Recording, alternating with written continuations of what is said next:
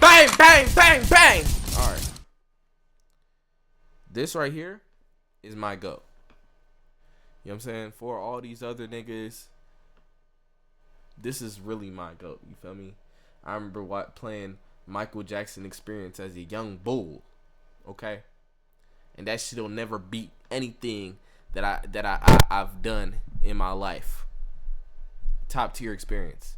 Let's get to it. When you think about Michael Jackson, you probably think of a soft-spoken, charitable, and kind artist. And while all of that may be true, what a lot of people don't realize is that he could be a little cutthroat, especially when it came to beefs and business, which inevitably led to him having some serious back and forths with his fellow artists, with some labeling him cold as ice. So join me today as we look into the many beefs of Michael Jackson. When Michael Jackson and Eminem beefed, it was pretty surprising. Not only because they're some of the biggest names in the music industry, but also because of the weird ways they went about taking shots at one another. Em and Mike's relationship had its first road bump back in 2003. This is when Em was in Glasgow for a show, where at his hotel with tons of paparazzi watching, he dangled and tossed around a baby doll out of his window. Without context, you're probably wondering, what does that have to do with Michael? Well, see, I know Michael.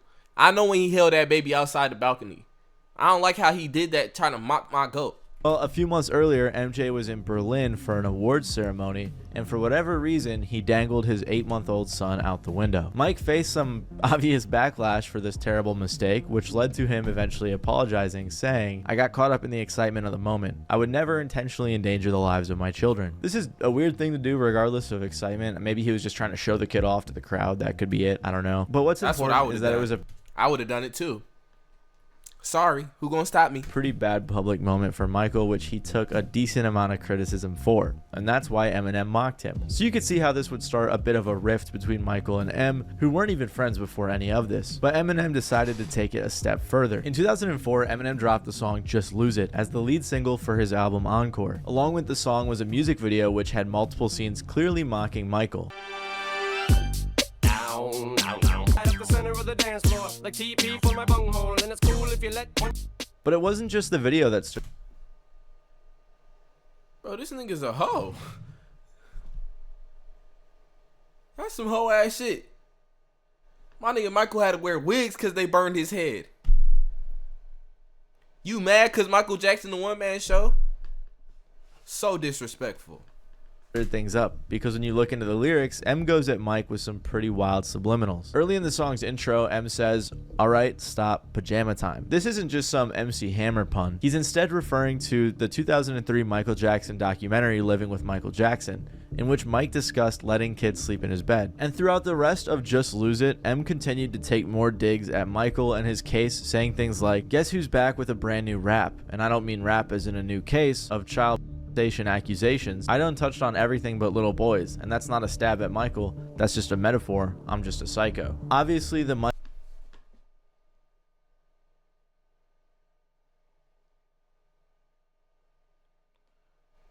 ain't do that shit.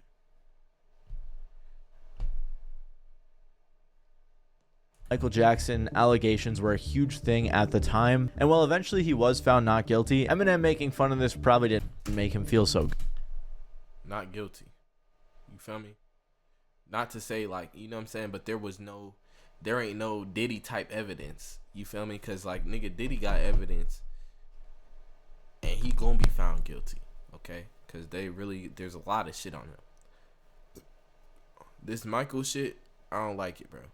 Alright, don't be shitting on my GOAT now. Good. Apparently, Michael tried to get the song banned at first, but that didn't end up working. So he eventually spoke on how he felt about the bold jokes made at his expense. I've never met Mr. Eminem, and to have him, I've always admired him, and to have him do something like that was pretty painful as an artist to another artist. And it's sad because, well, I think what Stevie Wonder said is true. And I just don't want to say too much more than that. But he should be ashamed of himself, what he's doing. I've never attacked another fellow artist. Great artists don't do that. You don't have to do that. Michael was clearly frustrated by the song, understandably so, and in response to Michael's frustration, Eminem was actually honored and explained the whole reason behind Just Lose It's creation. Yeah, that wasn't intentional, but I'm just happy that Michael Jackson has heard of me.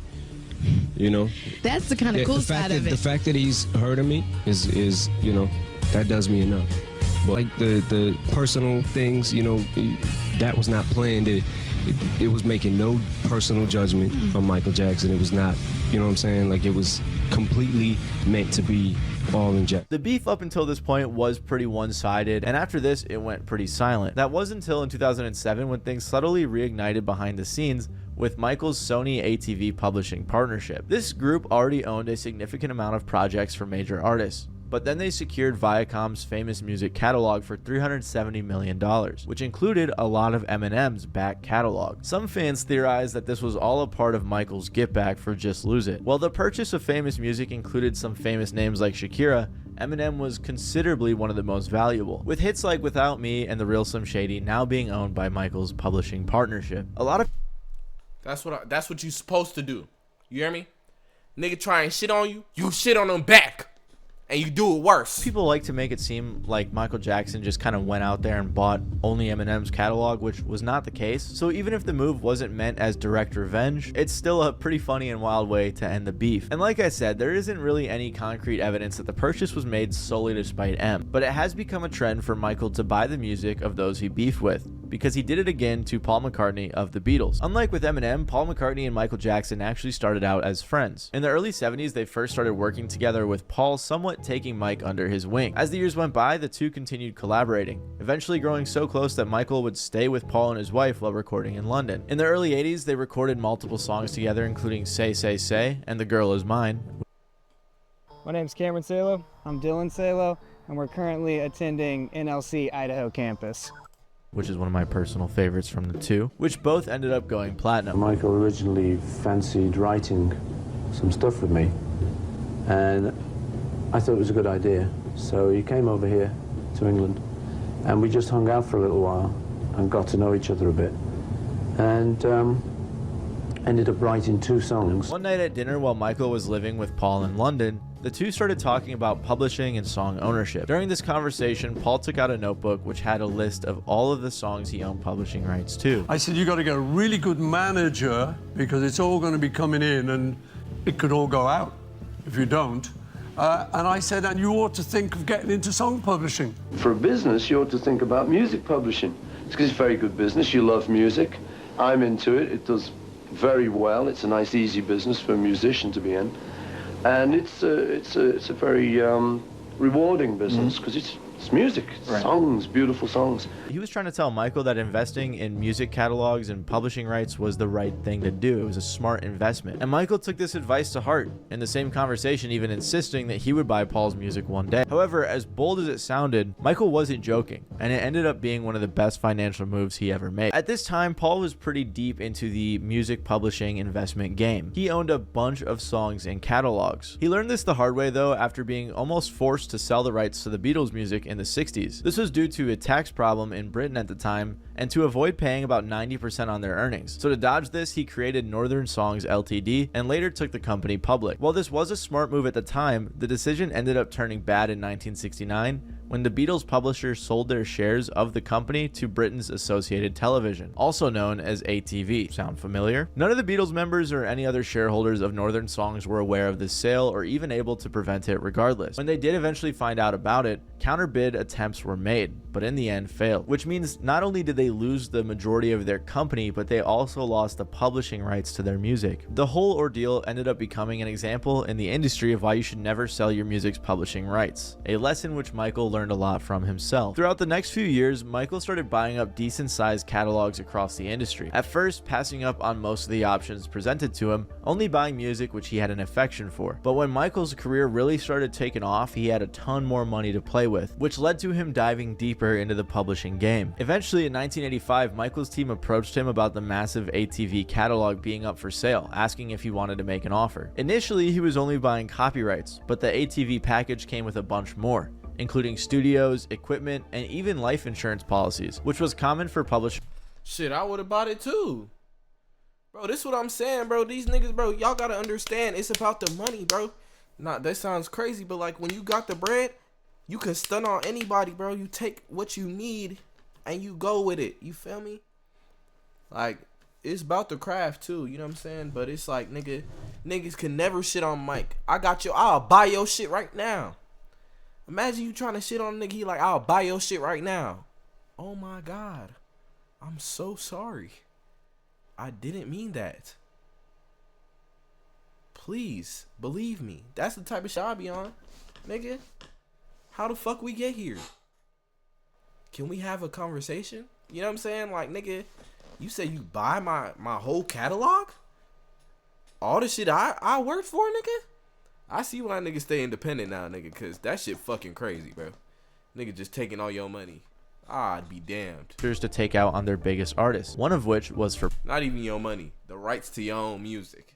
Paul. Apparently, over the years, Paul had made some weak attempts to bid for ATV, but never anything worth considering. It's believed that Paul just really wanted his music and not the thousands of other songs and things that it came with. However, since the Beatles tracks made up a significant portion of the catalog's value, it was hard for ATV to agree to selling one without the other. And eventually, Michael decided to buy ATV Publishing for $47.5 million, which officially granted him ownership to thousands of songs, including 251 Beatles songs. When Paul became aware of this, he was pretty pissed off at Michael, and he said, "I think it's dodgy to do something like that, to be someone's friend and then buy the rug they're standing on." Michael allegedly tried to call Paul many times to talk things out, but in his frustration, Paul hung up every time. As more time passed, Michael used the Beatles songs in numerous projects, profiting significantly off the publishing rights. In response, Paul reached out a bunch and tried to prevent this, arguing that the music being used in commercials and other things cheapened it. But Michael Nah, this nigga tripping, bro.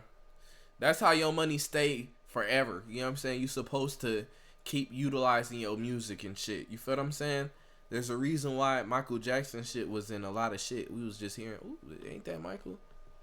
Nigga, because he knew the advertisement to it too, bro. This is a new age. You can't be old as hell thinking, my music just gonna stay my music. They ain't never gonna play it on no commercials. No more. I only want it on the radio. That's all I want. Nigga, shut the hell up, nigga. Old ass niggas, bro. You gotta make money, bro. You gotta really, not even about making money, nigga. So you really want your music to be heard, nigga. Throw it in a commercial. That little nigga that ain't never heard your shit gonna hear it. Continued saying that, oh, it will only make the music bigger and more people will hear it and give you more exposure. In 1990, Michael and Paul finally met to discuss their problems. But I do intend to have a word with him. I spoke to him in LA, actually. You did? Yeah, and said, look, we've got to come to a good understanding here, because there are a number of things I don't like about how he runs the company. In our case, the trouble is, like the Nike thing that came up, I don't know if you heard about that, but the trouble is that we never did do commercials. With the Beatles, we had all those offers. Paul said to Michael that he was basically tricked into selling his copyrights while he was young, and now he feels betrayed that his old friend is using this mistake to profit off his music. Michael was claiming that he didn't mean to hurt anyone by doing this, and he was confused. Shortly after this, Paul's attorney reached out to Michael's team and stated that the two artists agreed that Paul's royalties for his music would be increased. However, when Michael's team asked him if this was true, Michael shot this down, saying they never agreed on it. And in response, Paul's team threatened to sue. Apparently, behind the scenes, Michael felt that Paul had many chances to buy his music back, but passed on them because he was too cheap. So now that he owns them and Paul has a problem with it, Michael believed he had no duty to make things right, which, I don't know, from my perspective. Nigga, don't be cheap on your own music. Nigga, buy your shit back. Look, I love Get it back in blood, nigga. Michael Jackson, he's dope, but that seems a little snaky, I'll be honest. Years later in 2001, Paul said, "So we haven't talked and we don't have that great a relationship. The trouble is I wrote those songs for nothing, and buying them back at these phenomenal sums, I just can't do it." To which Michael responded, "Oh, Paul, that's just business." I love picturing him saying that in his voice. That's so funny. This sentiment continued for years as Paul held a reasonable resentment towards Michael. Eventually, when he tragically passed, Sony/ATV purchased the final shares in a deal with Michael's family worth $750 million. Since Michael's passing, Paul has expressed that he no longer holds much anger about the situation anymore. While he still believes his initial response was valid, there's obviously no point in pursuing it any further. And in the end, in 2018, Paul was able to start getting a bunch of his music back from Sony/ATV through some legal loopholes following a lawsuit and a private legal settlement. So at the end of the day, it's kind of crazy. Paul got his publishing rights back like half a century later. This feud was very public and very direct, but Michael's beef with Prince was a lot more subliminal and... Before we get into this nigga, bro, I'm an avid I don't really give a fuck too much about this nigga Prince type nigga. I'm gonna be honest. And I don't really like how, he play instruments. Fuck that, nigga. The voice is the best instrument you could ever have, nigga. If you could change octaves and shit. Mind you, I can't sing or nothing. So if I was to really envelop my shit into this music shit, I'd probably be more like Prince. But nigga, I'd envy the nigga that can do that shit with nigga his voice and do the layering and all that, cause that's the shit that Michael created. You know what I'm saying? Niggas was layering and all that before that. Not saying he's the first nigga to do it, but like nigga, the extent that he did it too, it's like GOAT status type shit. You feel me? I'm not going for this nigga Prince. I'm gonna be back. I'm gonna use the restroom. Spurred on by fans. While Michael Jackson dominated the music game for years, it's hard to talk about pop in the 80s without bringing up Prince. Both artists contributed to the genre in major ways. Throughout their respective solo careers, the two artists rose in step with each other, growing in an almost parallel way. In some cases, they both even dropped projects at the exact same time. Although, while their release schedule and rise was pretty similar, the content of their character and music was pretty contrasted. One fan said about Prince, he was always more risque and always pushed boundaries. Prince is indirectly why there is a parental advisory label on music with profanity. And they continued on with Michael saying, Michael Jackson was a star as a child. He was a lead singer of one of the biggest acts in music during the 70s. Therefore, he basically has two careers. One as a child. That's literally what it is, bro. He's been doing this since a kid. Okay? Right? And one as an adult. Michael Jackson was probably the greater entertainer. Funny enough, the two were born in the same year, only months apart, and both grew up in the Midwest. Surprisingly though, with all of these parallels, the two didn't get along very well. They ran into each other for the first time at the 1983 New Year's Shout out James Brown, man. This is a real nigga, bro. This is a real nigga, bro. Eve James Brown concert, a legend that both young stars looked up to. For context, around this time the media had already been heavily pitting the two against one another, and at this show, James inevitably invited Michael up on stage to perform some of his songs. But since Michael wasn't the only star in the room, Michael whispered in James' ear and dared him to invite Prince on stage. Prince accepted and performed with his own little bit of flair. This was the first and the last time that Michael and Prince ever shared a stage. And after watching, you probably think there's not much negative to point out, especially since Prince clearly had the crowd screaming, even if he didn't sing that much. But when you look at the details, a bunch of things actually went wrong. Apparently his guitar was malfunctioning, and when Prince attempted to swing on the prop light pole, the entire thing fell into the crowd. Again, this doesn't seem too bad, but since it was at a major event in front of his idol, you could see how it felt a bit embarrassing. To make matters worse, Michael, who invited him on stage, mocked Prince relentlessly for this performance. And as a result, according to Quincy Jones, Prince even attempted to run Michael over with his car after the show, which, if that's true, is crazy. Their beef intensified further when Prince declined an invite from Michael to appear on the recording of the We Are the World charity single. So, in the following year, Quincy Jones attempted to end the beef by setting up a collaboration between Michael and Prince on the song Bad. However, Prince again decided to turn down the offer. After the fact, Prince decided to explain to Chris Rock why he did that. This is the story of you turning down Bad. Well, you know, that Wesley Snipes character, that would have been me. All right, now you run that video in your mind.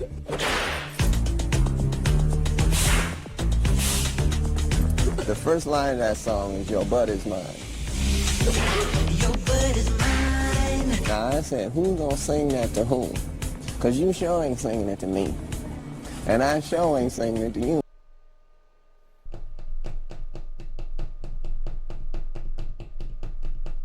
Michael, what you mean?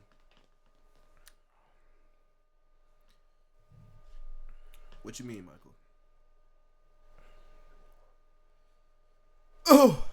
So, in response to this and other sneak disses, Michael said in a later released audio recording for his 1988 Moonwalk memoir, "I don't like to be compared to Prince at all. I have proven myself since I was real little. He feels like he's my opponent. I hope he changes because, boy, he's gonna get hurt. He's the type that might commit suicide or something." Mike added on saying, "He was so rude, one of the rudest people I've ever met. Prince is very competitive. He has been very mean and nasty to me and my family," which is one of the few direct confrontations of this beef. In the following years, the two continued to have little run-ins here and there, with Michael repeating his attempts to bury the hatchet and Prince also repeating his denials. It wasn't until Michael's death that Prince appeared to experience a change of heart. After hearing about Michael's passing, Prince allegedly canceled rehearsal and went home, where he locked himself in his room for days. In further interviews, he spoke on this, saying, "It's always sad to lose someone you loved. I don't want to talk about it. I'm too close to it." And in tribute, he even started performing a cover of Michael's Don't Stop Till You Get Enough. Then later in 2016, Prince also tragically... Oh my God. I think these niggas had like a real like this was really his arch nemesis. Like he was actually hurt. Like nigga, my competitor is done. Makes a lot of sense. He died very young, with some of his close friends expressing sadness that the two stars, Michael Jackson and Prince, never realized how much they had in common before it was too late. And while this is a sad story, it's almost more sad to hear that Michael had a pretty serious beef with his own brother. Michael Jackson got his start in music through the Jackson 5, a band made up of him and his brothers Jackie, Tito... Nah, for real, that's Sasuke versus Naruto right there, nigga. Like, that's dead ass what it is, bro. I ain't gonna lie. Jermaine, and Marlon, managed by their father Joe Jackson. The group experienced a lot of success, and from the outside it seemed like everything was great, but that was far from the case. Inside the group existed a growing rivalry and power dynamic fueled by sibling jealousy, and eventually it even led to a brother-on-brother diss track. At first, Michael's older brother Jermaine was the Jackson 5's lead singer, until their mom noticed that Michael had a lot of talent, so eventually he was promoted to lead singer, which you might think, oh man, now they're gonna hate each other, that's where it all started. But they were still super close. I was the lead singer first. When he started singing and he started watching James Brown and Joe Tex and all these people and Sammy... Hold on. My shit unplugged. Give me a second. Okay, we back. And he started watching James Brown and Joe Tex and all these people and Sammy Davis and Jackie Wilson. It was over. He could watch something and do it, and that's how he patterned himself. And do it, and that's how he patterned himself. Jermaine and Michael grew especially close due to the pairing of their unique voices attracting a large following. A big part of the Jackson 5 doing well was because of both Michael and Jermaine's talent. In a similar way to Michael and Prince, problems arose though when record labels tried to pin the two brothers against each other by pushing for them to produce solo projects. Even with this, the two were still tight. While their bond was strong, Michael quickly grew in popularity, noticeably eclipsing his brothers. And even with the marketing team at Motown Records pushing each brother for their unique personalities and roles in the band, Michael always got the most shine. During many of the press events is when the rivalry really started to get pushed, especially following the release of Michael and Jermaine's first solo album. Around this time, reporters asked the brothers playfully if one of them thought they were better than the other. Did you and Michael get together and say, oh look, you know, I'm number one this week and you're number one next week? No, well, he's the timing was just perfect. His album was out before mine, and mine came out. Right. I guess we both hit the charts at the same time. And at times they even asked more direct questions, like when Mike is going solo and he's going to leave the Jackson 5 altogether. And I always find it slimy how the media likes to pit people against each other, especially when it's brothers. And despite this, their rivalry still seemed lighthearted. Once the act gets so big, there's so many people that come around, the legal people and everyone, and they sort of almost pull you away. So it's important for us to continue to be a family and to stay together, because they divide and conquer. Mike even said about, this is crazy to say, am I tripping, or these bitches, or take that back, these females or women got edges from Michael Jackson. Y'all see this, right? And I just seen this nigga Jermaine had some edges. What that mean? What does that mean? Were they the first ones, or is it just because everybody had S curls, so niggas was doing edges at the time? What that mean? Let me know if I'm tripping. Okay, I'm good now. I think I just had like, excuse me. I'm excused. Jermaine. Growing up, it was Jermaine I focused on. He'd walk me to school, I'd get his hand-me-down clothes. It was his voice I first imitated. I loved his sound, he showed me the way. But even when the bond seemed unbreakable, eventually the two would drift apart. Jermaine went on to marry the daughter of the Motown Records founder, which on the surface doesn't seem bad. But the problem is, around this time, the Jackson 5 decided to split from Motown. This was due to the group being dealt an extremely unfair deal, which left them with a shockingly small amount of royalties. So they instead went over to Epic Records, Records where they got a better deal. And this caused a problem because Jermaine decided to stay with Motown. He officially split from his brothers and his spot was filled by his younger brother Randy. In reflection of this split, Jermaine later said, "The sense of detachment and loneliness was profound. I didn't feel like I had lost my right arm. I felt like I had lost every limb. I had Hazel Gordy, of course, but the brotherhood was intrinsic to who I was and everything I knew. When it was ripped away, I felt something tear." And Michael had a similar sentiment, saying, "I clearly remember the first show we did without him because it was so painful for me. Since my earliest days on stage, and even in our rehearsals in our Gary living room, Jermaine stood at my left with his bass. I depended on being next to Jermaine." In the end though, Brotherhood won, and Jermaine rejoined the Jackson 5. This time though, they had to go by the Jacksons since Motown legally owned the name the Jackson 5. Despite the two being reunited though, they began leaning more into their solo careers. Jermaine did well for himself, generating a strong amount of popularity, but Michael's growth obviously was on a whole nother level. And by the end of the 80s, Michael had claimed his throne as the king of pop. On the other hand, Jermaine signed a deal with Clive Davis and never seemed to peak like Michael did. And when looking back, the bitter truth came out. Michael allegedly always thought he was smarter, worked harder, and was more talented than his older brother. Let me tell you something. Youngest siblings always be the top, you know what I'm saying?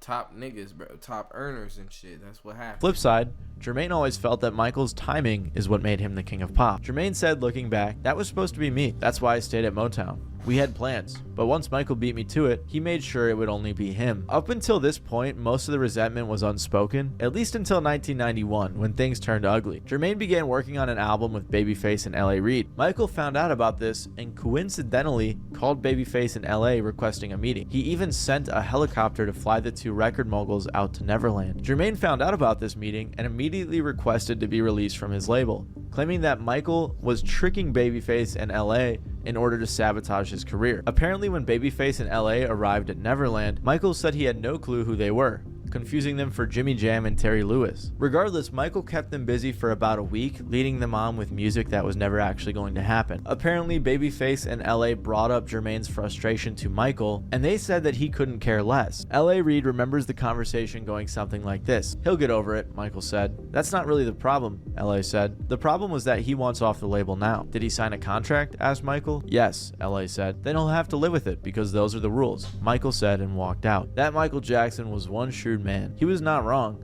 but you didn't expect that from Peter Pan. You expect a little compassion or something. No, cold as ice. That nigga was trying to bury his brother. He's crazy as hell for that. I ain't gonna lie. I'm learning a lot about my nigga Michael, bro. He a demon, bro. He wanted it. And after about a week, Babyface burying your brother is crazy works, bro. I'll never do some shit like that. and LA returned home to continue their work with Jermaine. While there isn't concrete evidence proving Michael's point was to delay his brother's work, many fans and people connected to the situation believe it was the case. Especially Jermaine, who when LA and Babyface got back to Atlanta, decided he was going to make a diss track on his own brother. The vicious track was titled Word to the Bad and featured lyrics denouncing Michael as shallow and selfish. Jermaine even went at Mike for allegedly changing his skin color and obtaining plastic surgery. He also said that Michael hadn't answered his phone calls for months. What is it, 1984 to 1992? You saw Michael maybe 3 times a year during that period? Yes. You sent him letters? Yes. Packages, but he never responded to any of them? No. Why didn't he want to see you, Jermaine? It's not that he didn't want to see me. He could have picked up the phone and seen you anytime he wanted. No, Michael don't call. Jermaine also said, "I understand he's a very busy person, but after you repeatedly try to contact your own brother and he doesn't call you back, you begin to wonder if he hasn't just completely lost touch with reality." Michael obviously didn't like the song and was even driven to sneaking into his parents' house to confront Jermaine, who apparently was avoiding him. Jermaine allegedly leaked the song and spoke on the song saying, "I know people are going to go off on a tangent saying that Jermaine is jealous, but it's not true. Michael and I have never feuded. The only reason I wrote this song, and it came from the bottom of my heart, was to help my little brother get a grip on reality. I never meant to discredit him. The song was never supposed to come out in public. But now that it has, I'm here to say that yes, I wrote it and I stand by it." Although the diss track was the peak of their beef, it also seemed to be what ended it. Because whenever Michael and Jermaine spoke following its release, they seemed to have everything hashed out. And while the Jackson family had plenty of other drama, some involving more rumors of Michael suppressing his siblings' careers, in the case of Jermaine and Michael, the two ended on good terms. And as you may have noticed throughout this video, there were a lot of allegations and rumors about Michael Jackson, which is bound to happen when you're the king of pop. And one of the biggest rumors was that we never actually heard Michael Michael Jackson's real voice and that he instead pitched it way down for the public, which was actually a little bit true. And if you want to learn more about that, make sure to check out the video that's on screen right now. Other than that, though, it's been your boy Matty Balls. If you liked, please leave a like. No, that's true though. I don't even need to watch that bitch. If y'all ever are questioning Michael Jackson had a deeper voice, you'd be like, yeah, nigga, that's what the fuck I'm talking about, bro. Shut your bitch ass up. But he had to keep it P. You know what I'm saying? Like, that's all it is. She say you so true. Baby girl, I already know. How did this shit when I'm on? Damage what I know. Mixing the drink, make a potion. It might just put me on the floor. Mixing the drink with Patron. Can't do this shit on my own. Looking to change my tone. What you gonna do when I leave and I'm gone?